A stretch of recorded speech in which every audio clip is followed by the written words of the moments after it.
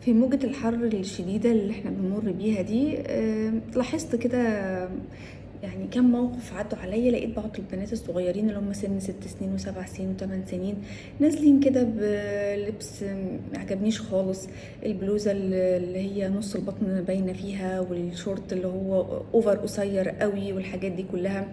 ببقى مستغربة يعني البنات، احنا ما بنقولش ان يعني نقفل على بناتنا من هم صغيرين وكده، لكن بيبقى لبس في حدود المعقول. ولما الواحد مثلا بيجي يتكلم مع الام بشكل لطيف وكده، فبتلاقي وجهة نظرها ان البنات لسه صغيرين وما كانوش يلبسوا اللبس ده وهم صغيرين، هيلبسوا امتى؟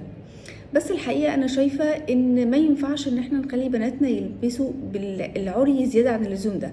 أولا هم يتعودوا على حاجة زي كده. ثانيا المفروض إن أنا بعلمهم الحياء من صغرهم. البنت المفروض يكون عندها حياء، ما تمشيش، ما تتعودش إنها تمشي بطنها عريانة ورجلها عريانة والكلام ده كله. ألبسها، أو ممكن ألبسها البرمودا